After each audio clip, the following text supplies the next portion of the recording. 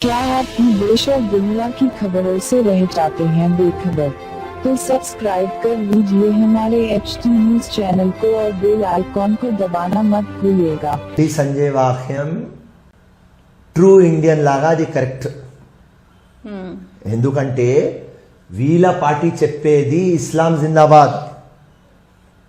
हम पहले मुसलमान है बोलते, बाद में हिंदुस्तानी बोलते. हिंदुस्तानी भी नहीं बोलते, हम भारतवासी बोलते, हम इंडियन बोलते. हिंदुस्तानी भी बोले तो हिंदू आता बोल के वो भी नहीं बोलते. तो వాట్ ఎవర్ బండి సంజయ్ గారు చెప్పినారు అది టోటల్ రైట్. ఎందుకంటే ఓల్డ్ సిటీ ముస్లిమ్స్ ఫస్ట్ మేము ఇండియన్, నో ఫస్ట్ మేము ముస్లిం అంటారు. సో అయినా సర్జికల్ స్ట్రైక్ కరెక్ట్ కరెక్ట్. ఇండియాలో ఉంటే ఫస్ట్ ఇండియా.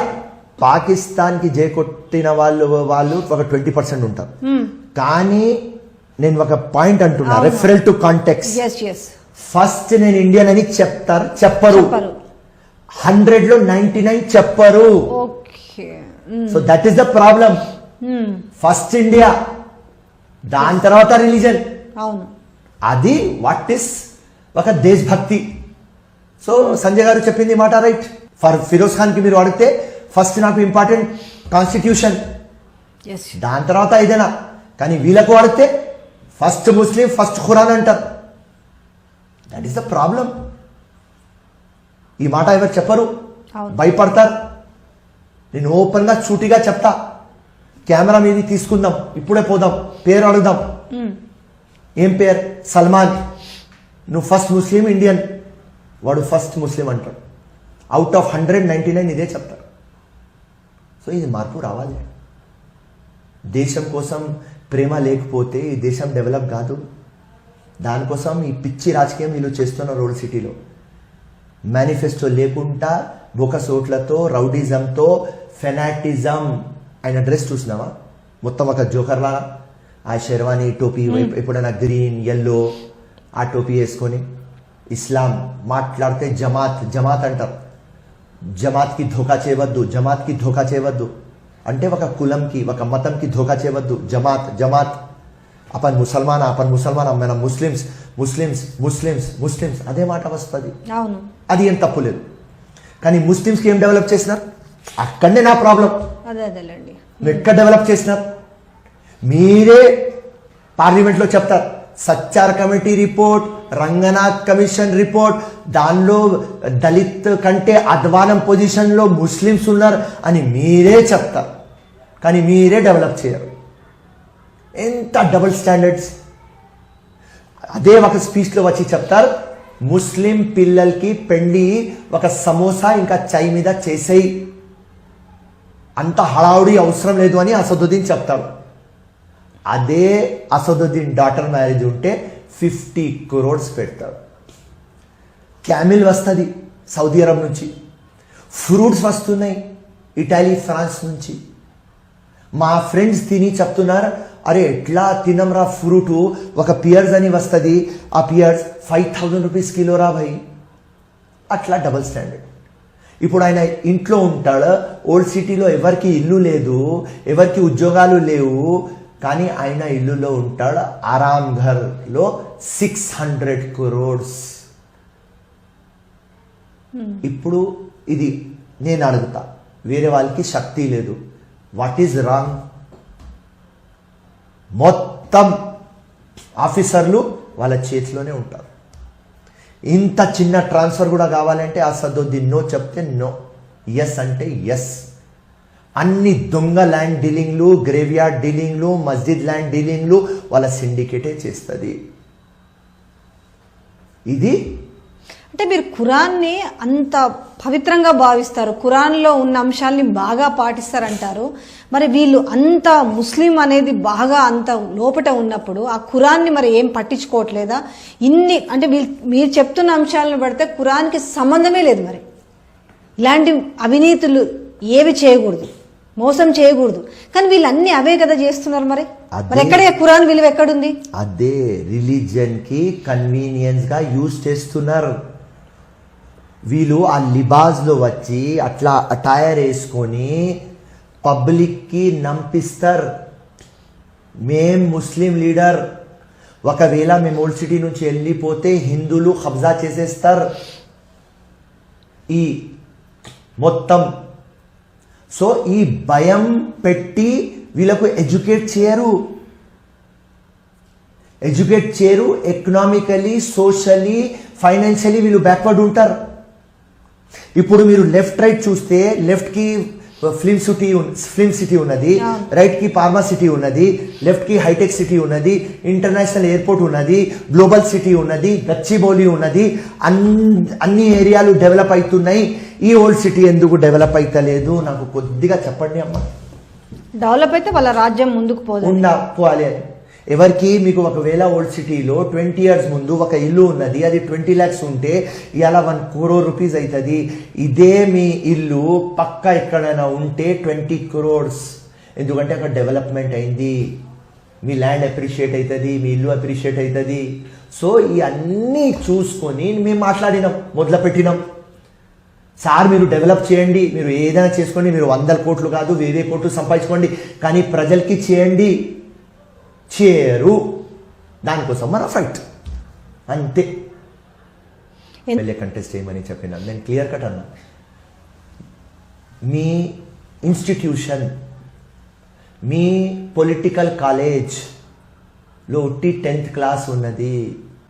ఎమ్మెల్యే లాగా గెలవాలి, ఎమ్మెల్యే లాగా సావాలి. అసెంబ్లీ వస్తే అక్బరుద్దీన్ మాట్లాడతాడు, పార్లమెంట్ వస్తే అసదుద్దీన్ మాట్లాడతాడు, ప్రెస్ ముందు మాట్లాడలేరు. ఇప్పుడు వాళ్ళ ఎమ్మెల్యేస్ ఉన్నారు, ఉట్టి అసదుద్దీన్ తోక కుక్కలాగా తిరుగుతారు, ఏ ప్రెస్తో మాట్లాడరు, డమ్మీలు. ఒక్క తెలుగు ప్రెస్లో కూర్చోలేరు, అవగాహన లేదు, నాలెడ్జ్ లేదు, ఉట్టి అబ్బాయిలో ఉన్న ఒక కప్ప ఎట్లా ఉంటారు అట్లా ఉన్నారు. ఫిరోజ్ ఖాన్కి చాలా అంబిషియస్, ఫస్ట్ మార్పు తీసుకురావాలి. అండ్ దేవుడు నాకు వయస్సు ఇస్తే మినిమం సస్తప్పుడు డిఫెన్స్ మినిస్టర్ లేకుంటే గవర్నర్ కశ్మీర్ లాగా సావాలే కదమ్మా. ఈ అమ్మాయి పార్టీలో వస్తే ఏమొస్తుంది? ఏమి రాదు. नमस्कार ये आज सुबह से एक बयान सुनने के लिए मिल रहा है जो कि 2 दिन पुराना बयान है नामपल्ली के जनाब फिरोज खान का।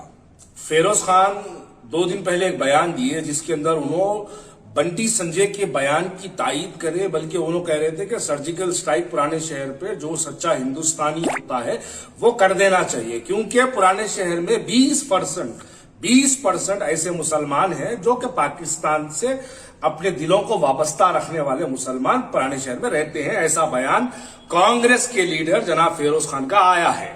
अब मैं वाजे तौर पे कह रहा हूं, वो सब कुछ चूतिया बोलने वाला फिरोज खान, मेरी बात जरा ध्यान से सुनो, मेरी बात को।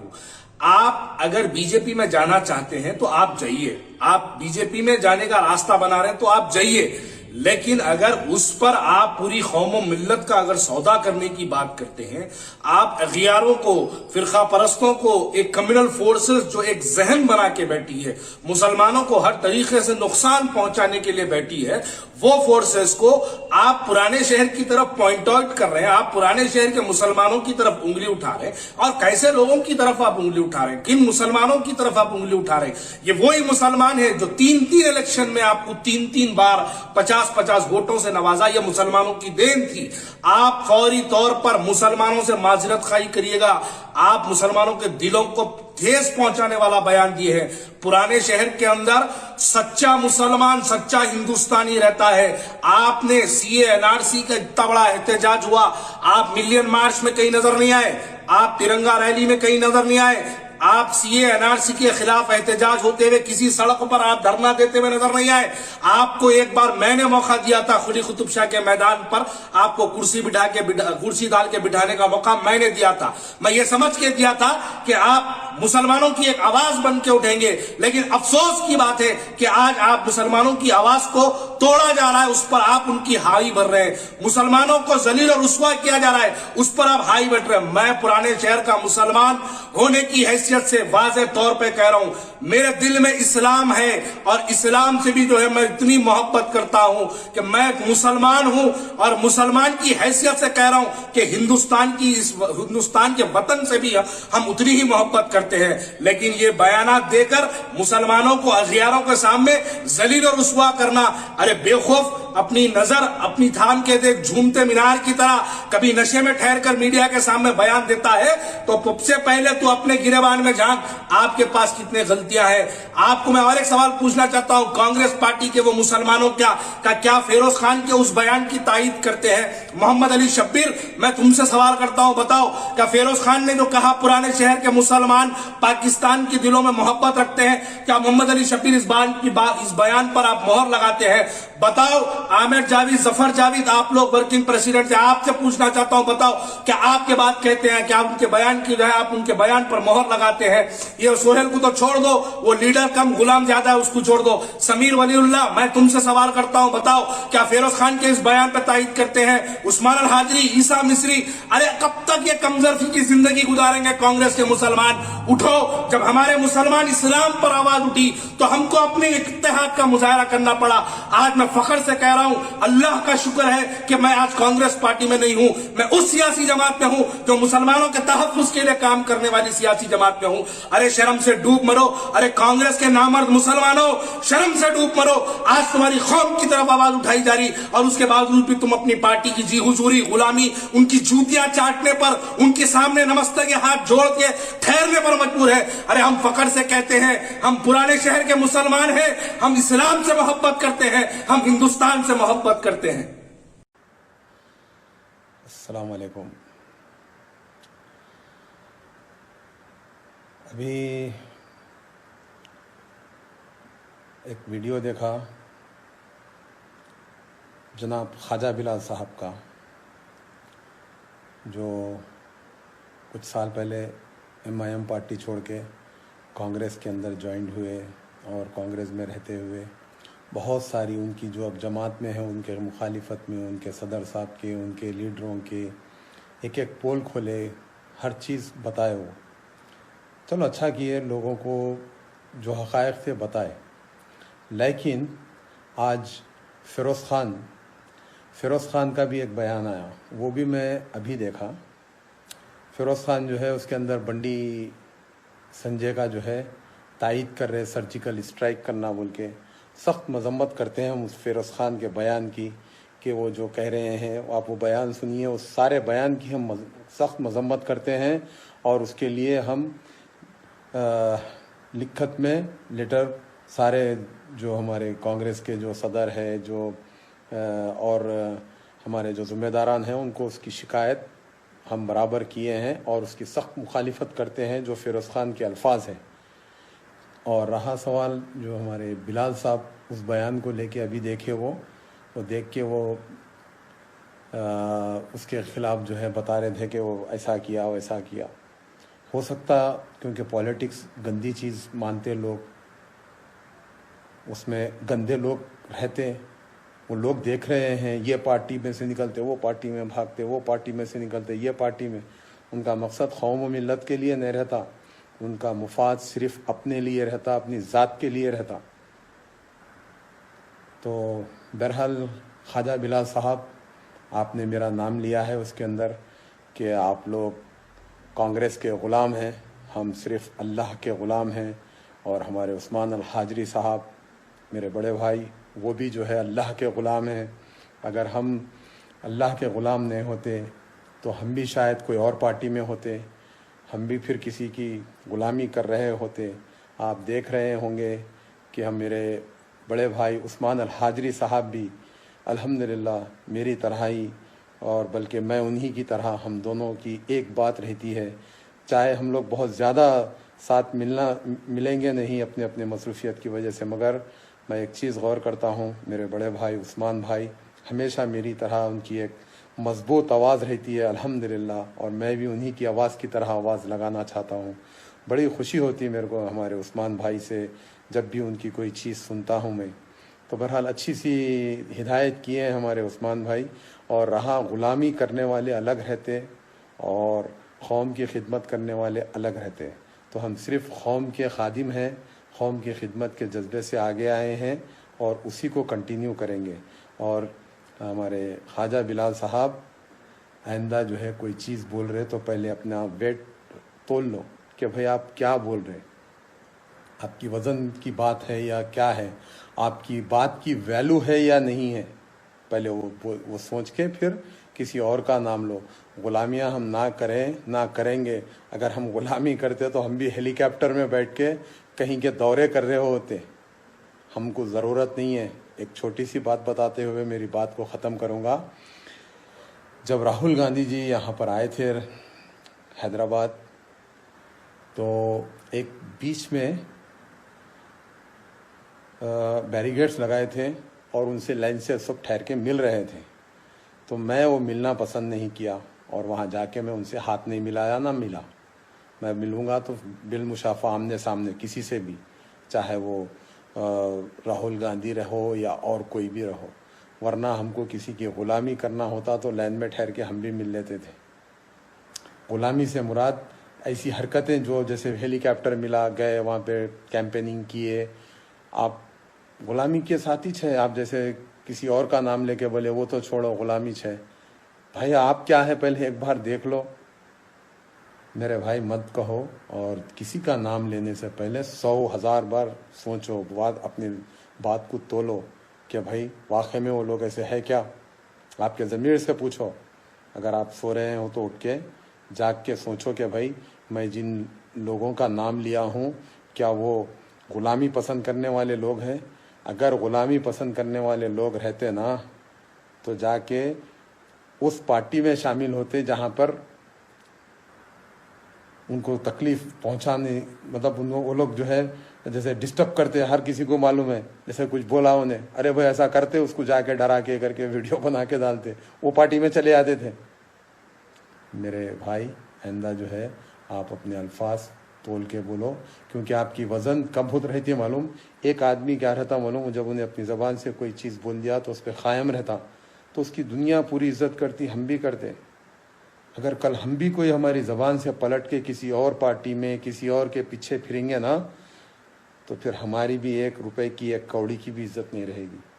समझ रहे? हम वो काम इंशाअल्लाह नहीं करेंगे, क्योंकि हम इख्तिदार के भूखे या इख्तिदार के लिए नहीं आए। हम सिर्फ कौम के खादिम और खिदमत के लिए आगे आए और उसी को कंटिन्यू करेंगे इंशाअल्लाह। अगर नहीं समझ में आया, ये सारी चीज़ों को सलाम करके 2 रोटी मेहनत करके जो हम कमाते आए हैं वही कमाते हुए जी लेंगे, मगर कौम की खिदमत करते हुए। ये इख्तिदारों की तरफ, ये पार्टियों की तरफ, ये फालतू चीज़ों की तरफ, ये गंदगियों की तरफ हम कभी नहीं जाएंगे इंशाअल्लाह। और हम हर चीज़ की अल्लाह के फजल से समझ रखते हैं। बास लोग ये समझ रहे कि भाई वो बहुत बड़े लीडर बन गए। एक बात बताता हूँ, एक छोटा सा बच्चा बड़ा इंजीनियर बन जाता, क्यों? उसमें काबिलियत देते अल्लाह ताला, इल्म देते उसको, उसमें समझ देते, उसमें समझ की फ़हीम देते। वो इल्म से उन्हें जो है छोटा, उन्हें इतना छोटा रहता, उसके दादा सब रहते, मगर वो काम दादा नहीं कर सकते, वो छोटा बच्चा करता। तो अल्लाह के फजल से सियासत की समझ हमें भी है। हम हर चीज़ को देख रहे, आज अवाम भी देख रही कि किस गंदगी से सियासत को चलाया जा रहा है, चाहे वो कोई भी पार्टी हो। इख्तिदार के लिए इस गंदगी से जो है, गंदगी में लोग लुत्फुत हो रहे हैं कि हम सोच देख के हमको अच्छा नहीं लग रहा। चलो यहाँ तो दुनिया में कर लेंगे, वहाँ जाके भी जवाब देना है। आपका मैं एहतराम से नाम लिया, आप तो किसी का भी नाम एहतराम से नहीं लिए, क्योंकि हमारा इस्लाम हमें एहतराम सिखाता है। और मिस्टर फ़िरोज़ ख़ान साहब, आपने कहा कि किसी से मुसलमान से पूछो तो पहले मुसलमान है या हिंदुस्तानी, तो वो पहले कहेगा मुसलमान हूँ, फिर बाद में कहेगा वो हिंदुस्तानी है। 99 लोग ऐसे ही कहते हैं, बल्कि 90% बताए, 90% नहीं 100% लोग वही कहेंगे। सबसे पहले वो मुसलमान हैं, फिर बाद में जो भी हिंदुस्तानी है, पाकिस्तानी है, अफगानिस्तानी है, कौन से वानी है, वो बाद में है, पहले वो मुसलमान है। तो पहले आप भी ये कहना सीख जाओ कि पहले आप हिंदुस्तानी नहीं, पहले आप मुसलमान हैं, बाद में हिंदुस्तानी हैं। आप मुसलमान है, मुसलमान नहीं है, हिंदुस्तानी है, तो वो अपनी मर्ज़ी है। और बेहुदे बातें हैं, मेरे को बिल्कुल अच्छे नहीं लगे और उसकी मैं सख्त मुखालिफत करता हूँ कि वो लेडी पूछ रही है कि वो क्रिकेट खेले तो जो है पाकिस्तान जीता तो खुशी मनाते, वो बेवकूफ़ किस्म के लोग और जाहिल किस्म के लोग मनाते। हम मुसलमान हैं और हम हिंदुस्तानी हैं, और हम सिर्फ हिंदुस्तान की कोई भलाई हुई तो तभी खुश होते, वरना हमें कई 200 से ज़्यादा मुल्क हैं या 50 से ज़्यादा मुस्लिम मुल्क हैं, वो अपनी जगह पे है। हमको क्या फ्री में आने देंगे कोई मुस्लिम मुल्क? रहने देंगे? आज रोहिंग्या को रहने दे रहे, चाहे वो बांग्लादेश हो, पाकिस्तान हो, आज वो लोग दर दर की ठोकरें खा रहे। देखो उनसे।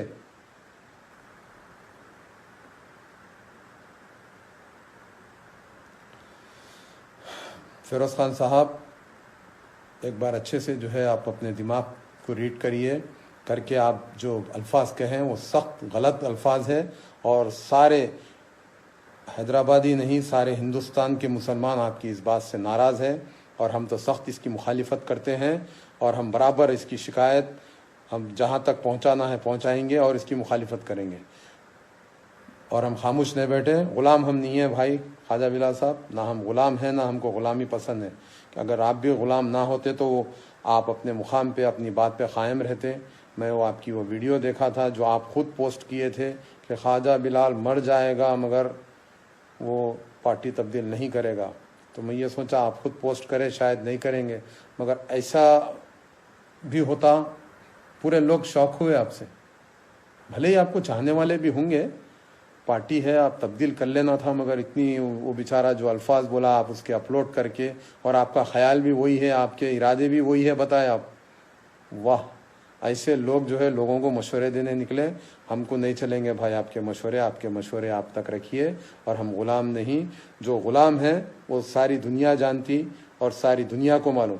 और अगर फिरोज़ खान यानी कि कुछ किसी की बीजेपी की तायद कर रहे तो उनको फिरोज़ खान को उनकी बीजेपी या उन्होंने जाना चाह रहे तो उनको मुबारक।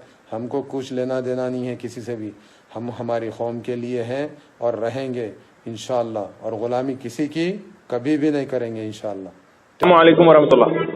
बोलिए भाई सलाम का जवाब तो दियो, पहले भी सलाम का जवाब नहीं दिया, अभी भी सलाम का जवाब नहीं दिया। ओके, वालेकुम अस्सलाम, बोलिए। बोलना भाई, अपन मोमिन है, सुने, मोमिन की निशानी ये है कि पहले सलाम करने के बाद अपन जवाब देना, जवाब देने दूसरे को सलाम करना सुन्नत है, जवाब देना वाजिब है भाई। Okay okay, I am sorry. क्या था सॉरी की बात नहीं, ऐसा देखो वैसे कंटिन्यूस फोन रिंग होते रहता है भाई, 500-600 कॉल उठाता हूँ। हाँ बोलो, राइट सब्जेक्ट में आओ, बोलता हूँ, राइट चलिए। नहीं सब्जेक्ट पे आने से पहले जो है ना, अपन जो है ना दीन इस्लाम के दायरे में रहकर अपन बात कर ले तो बेहतर रहता फिरोज भाई इसमें। डन, हाँ बोलिए। भाई आप सर्जिकल स्ट्राइक में गए तो हैदराबाद पर सर्जिकल स्ट्राइक कराते बोल के बोल दिया आप भी क्या? नहीं, वो उन्हें आदत डाली, वो तेलुगु की बच्ची पागल, उसको मैं कुछ अलग था। मैं भी ऑफिस के ऊपर क्या बोलते बुलाया हूँ, अभी मैं ऑफिस को जा रहा हूँ, उसका क्लैरिफिकेशन मैं देता हूँ। सर्जिकल क्लैरिफिकेशन देने से क्या है भाई, आप पहले तो बोलते सर्जिकल स्ट्राइक करते। भाई सर्जिकल स्ट्राइक किसको बोलते हैं मालूम है? नहीं। और आप बीजेपी ज्वाइन करते बोल रहे हैं, आप कैसा कर ज्वाइन, फिर मुसलमानों के खिलाफ में हो जाएंगे आप। हिंदू जो सेकुलरिज्म के जो दिमाग रखने वाले मुसलमान भाइयां हैं, हिंदू भाइयां हैं, उन लोगों के खिलाफ हो गए आप। नहीं सुनिए, आप सर्जिकल स्ट्राइक का भी क्लैरिफिकेशन दे रहा हूँ। जो लड़की मिरर टीवी वाली ली, मैं उसको बोला मेरी अम्मा, मैं जो बोला पूरा डालना ना बोलता हूँ। फिरोज भाई 2 आवर्स 20 मिनट्स का इंटरव्यू लिए आपसे, तो मैं काट के 1 घंटा डाले। मैं बोला तुम काट के 1 घंटा डाल के असली पॉइंट नहीं बोले तो कितना मिसअंडरस्टैंडिंग हो गया मेरे को।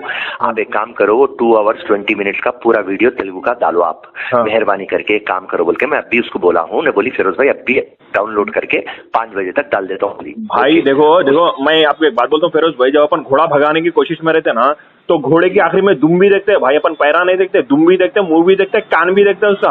आप ऐसे घोड़े पे सवार हो गए जिससे कि काम ही नहीं हुआ। मैं आपको बोल रहा हूँ भाई, अभी भी मैं आपको दावत दे रहा हूँ, देखो पहले भी आपको मैं बोला, आज भी बोल रहा हूँ भाई, सब इख्तिलाफात छोड़ो भाई, सुने जी समझो हमारी बात को। आप पढ़े लिखे, आप एजुकेटेड। देखो एक बात सुनो, मैं आपको एक बात बोलता हूँ, एक आपको आज से 1400 साल पुराने पीछे लेके चलाता हूँ, अल्लाह के रसूल सल्लल्लाहु अलैहि वसल्लम के जमाने में लेके चले आता हूँ। हजरत खालिद बिन वलीद रहमतुल्लाह रजी अल्लाह ताला जो है ना, ईमान कबूल करने से पहले जो बातचीत चली थी ना भाई, तो उनके भाई गए थे अल्लाह के रसूल सल्लल्लाहु अलैहि वसल्लम के पास ईमान कबूल करने के लिए। तो जब खालिद बिन वलीद रहमतुल्लाह रजी अल्लाह ताला जो है ना वापिस, उनके भाई जब वापिस आए थे, वो पूछे थे क्या, बोले मेरे बारे में कुछ जिक्र हुआ क्या, बोल के पूछे। तो बोले हाँ खालिद कैसे है बोल के पूछे। और खालिद अगर जब इस्लाम कबूल करेंगे तो उनको हम खाली नहीं छोड़ेंगे बोले, अल्लाह के रसूल सल्लल्लाहु अलैहि वसल्लम क्या फरमाए, हम उनको खाली नहीं छोड़ेंगे, अच्छी से अच्छी जगह पे रखेंगे बोल के बोले। तो मेरी भाई मैं आपको अभी भी दावत दे रहा हूँ, अगर आप समझ में नहीं आना मैं आपको आके गोद में उठा के लेके चलाता हूँ। फिरोज भाई सुने, थैंक यू। मसला क्या हो जा रहा मालूम नहीं खालिद, देखो भाई फिरोज भाई मसला क्या है मालूम, हम इख्तलाफात कर लेंगे ना तो जो सेक्युलरिज्म जो दिमाग रखने वाले हिंदू भाई है ना वो लोग भी गलत पॉइंट मिलता बड़े भाई।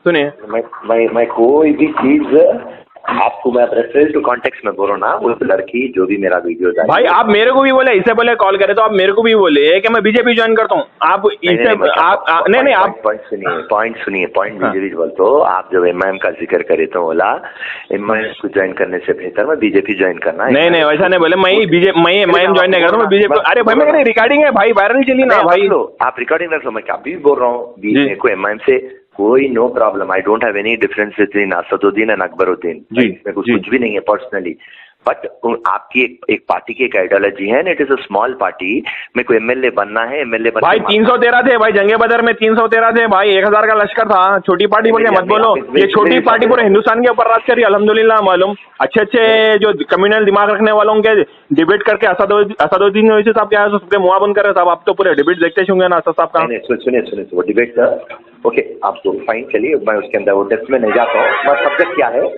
सब्जेक्ट क्या है यहाँ पे मैं नहीं बैठ सकता हूँ आंकड़े में, क्योंकि यहाँ पे एमएलए बनना है, एमएलए बन के मर जाना है, उतना ही है। अरे भाई एमएलए बन के मरो नको बोल रहे भाई हम आपको। इम्तियाज जलील साहब क्या थे, एक रिपोर्टर थे भाई, मुंबई के रिपोर्टर थे, आज लेके जाके एमआईएम ही थी ना जो उनको लेके गए एमपी बनाई भाई।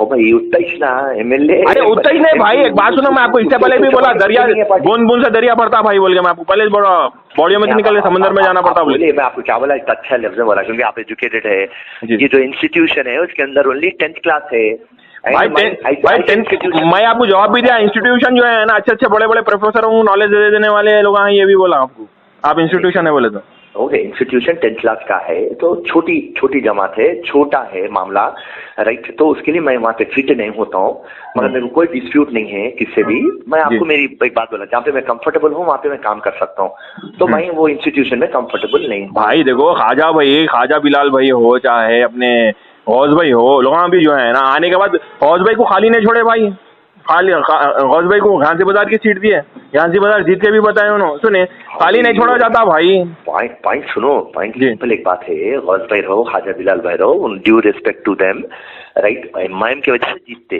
पॉइंट याद रख लो, असदुद्दीन की वजह से जीतते। अरे हाँ भाई देखो काबिल, सुनिए असदुद्दीन के वालिद साहब जो कामा करे, he was a great man, क्या बोलते, मेरे मम्मा भी बोलते, ओल्ड सिटी में रहते थे मम्मा, चार मीनार पे, तो मम्मा बोलते थे उन्होंने नॉटन पे आते थे, वो बीएससी गाड़ी पे आते थे, डार्क हैंडसम थे, क्या था, और ईमानदार आदमी थे, वो थे ये थे बोल के, मेरे मम्मा भी बड़े फैन है सलाउद्दीन ओवैसी साहब के, मैं भी बहुत बड़ा फैन हूँ अल्हम्दुलिल्लाह। वो नहीं है, पॉइंट क्या है बोले तो अपन इसमें नहीं होते, फिट नहीं होते। कैसा फिट नहीं भाई, आप मेरे को बताओ ना, रीजन बताओ ना, कैसा फिट नहीं होते, वो बताओ, एक तरीका बताओ फिट के। मैं आपको बोल रहा हूँ ना, मेरा एम बहुत बड़ा है, मेरा एम बड़ा है, तो भाई देखो एम के पीछे नहीं, आखिरी में पैसे जाके रुक जाता फिरोज भाई। सुने एम जो होता ना पैसे पे आके रुकता, एम के बाद ही आदमी पैसा कमाता बोलता। सुने समझे ना भाई, एक सिंपल एक लॉजिक जी, 20 इयर्स के अंदर मैं अब तक एक 25 to 30 करोड़ रुपीस खर्चा करा हूँ जी, राइट, आपको वापिस दिला दूं? नहीं, आई डोंट वांट मनी, मैं फिर आप और मेरे पास स्किल है, बस गॉड गिफ्टेड है आप और हम, जहाँ भी जाते काम करते निकल जाते, जो भी काम करे ईमानदारी से काम करे जी। सो आप मैं आपको बोल रहा हूँ ना, आपका इन्विटेशन है, मेरे को अच्छा दिखा, आप मेरे को इन्वाइट कर रहे हैं, एंड मैं आपको एक चीज बोल रहा हूँ कि मैं उसके अंदर फिट नहीं होता हूँ, क्योंकि वो एमएलए का ख्वाब रख के एमएलए फिनिश, उसके अंदर और कुछ नहीं है फ्यूचर उसके अंदर जी, समझिए आप। तो अब दूसरी कोई भी पार्टी में हो बोले भाई फ्यूचर जो है ना, देखो फ्यूचर जो है ना भाई, इंसान जो है ना पैदा हो जब उसका फ्यूचर नहीं रहता, अल्लाह मुक़द्दर में लिख देता है उसके मालूम हर चीज में। अगर आप हो सकता आप एमआईएम ज्वाइन करते, बीजेपी ज्वाइन करने से पहले आप मर जाते, तो आपका फ्यूचर खत्म हो गया ना भाई, स्पॉइल हो गया ना भाई आपका फ्यूचर। फिर जिंदगी और मौत के दरमियान जो है ना भाई, खाली काला और चूहा गुजर रहा, खाली मीठा शहर खाली होठों को लग के, जबान को लग के खत्म हो जा रहा ना भाई। ओके आप जो भी बोल रहे हैं मैं समझ रहा हूँ, बट मैं आपको एक सिंपल लॉजिक बोल रहा हूँ। बॉटम लाइन, आपका इंस्टीट्यूशन मेरे को नहीं जमता। अच्छा, मैं आपको एक बात बताता हूँ भाई, एक बात सुनो। आप लोग कांग्रेस वाले एक बात बोलते हैं मालूम, अकबर साहब पैसे खा गए, अकबर साहब जमीना खा गए, अकबर साहब क्या तो जमीना खा गए बोलते हैं। मैं आपको एक छोटी सी बात बोलता हूँ, मेरे को रोको मत यहाँ पर। मैं आपको एक बात बोलता हूँ, बोलिए। अकबर साहब की एक बात है भाई मालूम, मेरे को कई को पसंद आता है। मैं आपको एक बात बताता हूँ, अकबर साहब जो है ना बल्लावड़े में जमीन लिए, मेरे घर के पास शंकरा पटेल की जमीन लिए उन्होंने हमारे घर के पास। जी भाई वो कितने में भी लिए वो अल्लाह मालूम, उनको मालूम, अपने को नहीं मालूम उसके बारे में। मगर भाई आप आके एक बार उसकी बिल्डिंग की तामीर देख लो, 25 से 30 करोड़ रुपए घर उसको लगा दिए। भाई आप हम लगाते क्या भाई? बच्चे को पेन नहीं दिलाते, बच्चा जब जिद करता तो पेन नहीं दिलाते, तो लाखों करोड़ों रुपए खर्चा कर दे रहे, और उसके पीछे जो है ना मेंटेनेंस के लिए लाखों रुपए खर्चा कर दे रहे हो। भाई आप करते क्या बोलो, हम करते क्या बोलो, नहीं करते ना भाई। हम आपका एम ले लेके चल रहे हैं, मगर अकबर साहब का, असद साहब का एम क्या है? हैदराबाद के ओल्ड सिटी के पूरे नौजवान बच्चों को, छोटे बच्चों को हो, आने वाले जनरेशन को मुस्तकबिल देने की बात कर रहे हैं ना भाई। आप कहाँ करे भाई बोलो? आप कभी तेलुगु देशम में रहते हैं, कभी आप कांग्रेस में चले आते, अब आप बीजेपी में जाने की बात कर रहे हैं। आप फिर कभी बोल दे रहे हैं वो इंसान का बच्चा है कि किसका बच्चा है कि अल्लाह वालूम, अल्लाह माफ करे। बड़ी बात बोल रहा हूँ, वो बंडी संजय क्या है जो बोल रहा है सर्जिकल स्ट्राइक करना, उन्हें खुद बंडी चलाने के काबिल का नहीं रहता ना जी भाई। फिर उन्हें बोलो सर्जिकल स्ट्राइक का अलग था जी, रिफ्लेक्ट कॉन्टेक्स्ट। फिर ऐसा कर भाई, सर्जिकल स्ट्राइक करने के वास्ते समय पहले तो वहां पर बॉर्डर पे हुआ नहीं हुआ वो अल्लाह को मालूम, लोगों को मालूम। सुने सर्जिकल स्ट्राइक, अब उन्हें बोल रहा है कि सर्जिकल स्ट्राइक हैदराबाद में करता। अरे भाई किसी की माँ नहीं बड़े भाई, सर्जिकल स्ट्राइक करने का। ओल्ड सिटी के बच्चे ऐसे अल्हम्दुलिल्लाह हमारे हैदराबाद के, एक बच्चा अगर घर में से अगर निकल गया तो मुश्किल हो जाती फिर। नहीं अगेन आप लोग सब्जेक्ट को नहीं सुने बोल के ये प्रॉब्लम हो रहा। सब्जेक्ट आप टोटल सुनिए, अभी वो पूरा तेलुगु का अपलोड होता 5 o'clock तक, उससे आप सुनिए क्या बोले। मेरे को ये बात समझ में भी नहीं आ रही है हमारे फिरोज भाई, आप बीजेपी की इसी गई वो हमदर्दी कर रहे हैं, मेरे को समझ में नहीं आ रहा। अगेन आप जब बोले, जब मैं सुना ना अच्छा बोलिए। वो सर्जिकल स्ट्राइक का जब उन्हें क्या बोला बोले तो, जो भी रोहिंग्याज है, बांग्लादेश से आए, पाकिस्तान से आए, अफगानिस्तान से आए, उन लोगों को डिपोर्ट कर देना बोल के वो सर्जिकल स्ट्राइक वो लेवल में उन्हें बात करा। तो मैं क्या बोला बोले तो, पूरी आप मेरी वीडियो देखिए, उसमें मैं ये बोला कि ये लोग जो भी है इलीगल इमिग्रेंट्स, इनके पास आधार कार्ड नहीं है, राशन कार्ड नहीं है, बट इनके पास इलेक्शन कार्ड बना हुआ है। और मैं जब इन लोगों से मिला हूँ, इनके बोला तुम लोग इलेक्शन कार्ड कौन बना के दिए बेटा बोल के बोले तो, नहीं आता एमआईएम का सदर बना के दिया बोले। सुनिए, हाँ बोलिए प्रूफ देता हूँ मैं आपको। जी राइट। अब तो मैं कितने उठान डालते बोल के बोला मैं, तो भाई हम लड़के हैं तो 2-3 उठान डालते, हमारे खवातीना 5-6 उठान डालते बोले। अच्छा ओके राइट। तो भाई फिर ऐसा बोलो, इलेक्शन का जो परसेंटेज रहता है हाई चले आना ना भाई, 80-90% चले आना, कहीं को 20%, 25%, 29%, 30% आता भाई। फिर अगर रोहिंग्या मुसलमानों से अगर वोट अगर दला रहे तो परसेंटेज बढ़ जाना ना भाई।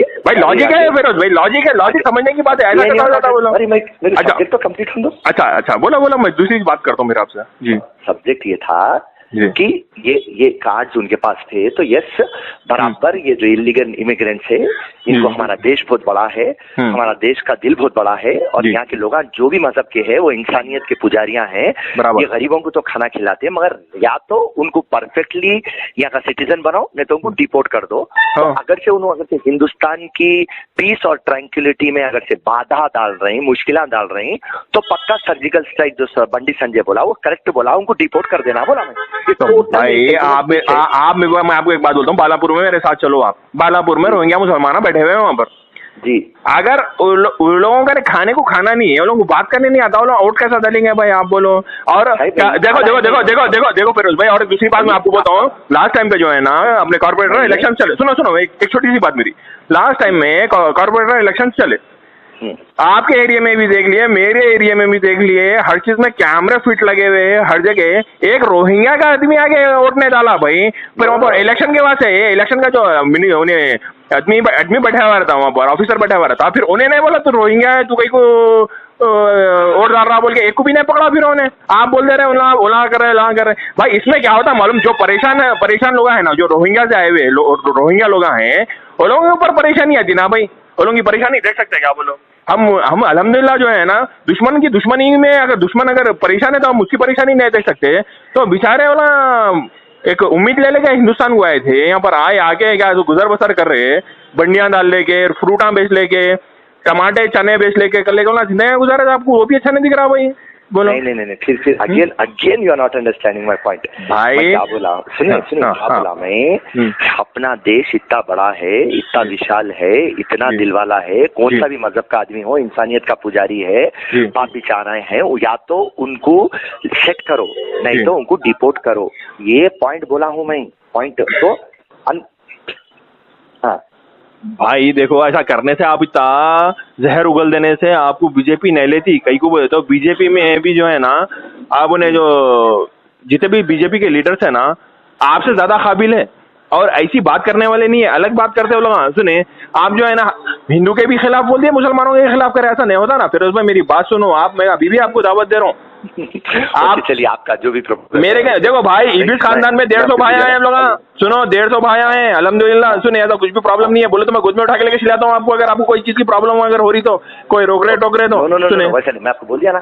मैं आपसे जब से बात करा, मैं आपको एक्सप्लेन करा, राइट। जब भी मेरे को सेटिस्फेक्शन रहेगा मैं आपको कॉल करता हूँ। सेटिस्फेक्शन नहीं भाई, मैं अब आ रहा हूँ। सुने, नमाज पढ़ के वही दुआ करा, अल्लाह फिरोज खान साहब को क्या तो हिदायत देने तो मौत दे दे बोला मैं। सुने, एक ही बात बोला मैं, अल्लाह ताला मौत हिदायत दे देना तो मौत दे दे बोल के दुआ करा। तो मेरे भाई, आप मेरी बात सुनो। अपन हम जो है ना, सुबह पहले मुसलमान है, उसके बाद हिंदुस्तानी है। मेरी बात सुनो, हम भारत में पैदा हुए, हम इसको जो है ना अपने जान से ज्यादा मोहब्बत करने वाले हम हिंदुस्तान को जो है ना। यस। तो इसमें जो है ना, इसमें भेदभाव नहीं देखना है अपने को काम करके बताना है भाई। आज जो है ना, अपनी कौम हो, चाहे दलित हो, चाहे हिंदू भाइयां हो, सब जने परेशान है। आज जो है ना, हिंदुस्तान का जीडीपी पूरा गिर गया, माइनस में जा रहा भाई। सुने, इसको आगे कैसा बढ़ाना पड़ेगा, बैठ के बात करेंगे फिर उस भाई बात से। आई एम मुतमईन हूँ मैं, और क्या बोलते कन्विंस भी हूँ, बट सिंपल एक लॉजिक में बोल रहा हूँ आपकी जगह पे। तो अच्छा भाई, नहीं, मेरी बात सुनो, आप मेरी बात सुनो। आप लॉजिक समझा रहे ना भाई, मैं भी आपको एक लॉजिक समझा रहा हूँ। हाँ बोलिए। आप मैं किसी के पास आया हूँ, जब से इंतजार कर रहे हैं। एक मेरी आखिरी बात सुन लो, बोलिए। आप यहाँ MIM में आके जो है तो पॉलिटिक्स करो, या ना तो आप ये पूरे को छोड़ दो भाई। सुने, मेरी एक बात सुनो, सन्यासी ले लो, बहुत बेहतर रहता। मसला जा रहा हूँ मालूम, इसके अंदर आके नाइतफाकियां पैदा हो जाते हैं भाई। हिंदू मुसलमानों में नाइतफाकियां, कम्युनलिज्म चालू हो जाता। सुने, क्या वो तो भी करो या पूरे को छोड़ दो? नहीं, बेहतर था ना, पॉसिबल नहीं है, क्योंकि मैं अपनी मौत का इंतजाम करके आया हूँ। वो तो हर कोई करके आया भाई। अल्लाह ताला खुद को फरमा दिया, कुल्लु नफ्सिन ज़ाइक़ातुल मौत बोल दिया मालूम। सुनो, मौत का इंतजाम करके आए सो है, उसके लिए सर रहते हम भाई। हम जब पैदा हुए ना, उसे हजार ऐसा छोड़ना वोड़ना नहीं होता वो, राइट। रहते फिर आप अभी बोल रहे भाई मेरे 23 करोड़ रुपए मेरे नुकसान चले गए, बोलते 23 करोड़ रुपए की भरपाई कराना यार। बोलो 23 करोड़ रुपए कमाएंगे कैसा? अब देखो और एक मेरे को एक बात आपकी समझ में आ रही है। आप 23 करोड़ रुपए मेरे खर्चा हो गया बोल के बोल रहे हैं, तो अगर पॉलिटिक्स करके पैसे कमाना चाह रहे हैं, पॉलिटिक्स करे तो पैसा। मैं पूरी बात समझ रहा हूँ भाई, मैं पूरी बात समझ रहा हूँ। आपका एक सेट ऑफ माइंड है, आपका जो समझना है। नहीं, सेट ऑफ माइंड नहीं है भाई, सेट ऑफ माइंड नहीं है। आदमी को देखे पढ़ना है भाई। वाइडर कॉन्सेप्ट को आप समझ में नहीं आ रहा आपको भाई? मेरे को सब समझ में आ रहा। चश्मा पहने हुए है, वो चश्मा पहन के आप सोच रहे? नहीं, वो नहीं सोच रहा हूँ भाई। मैं चश्मा नहीं रहता हूँ। मैं अल्हम्दुलिल्लाह मेरे को अल्लाह ताला ऐसी नजर दिया, हर एक दिल की बात पढ़ लेता हूँ मैं, मालूम अल्लाह के बदल से। You are a great man, but आपका मेरे प्रपोजल अग्री नहीं है। Thank you so much. Thank you. अच्छा, अच्छी बात है। क्या आप भी देश और दुनिया की खबरों से रह जाते हैं बेखबर? तो सब्सक्राइब कर लीजिए हमारे HT न्यूज चैनल को और बेल आइकॉन को दबाना मत भूलिएगा।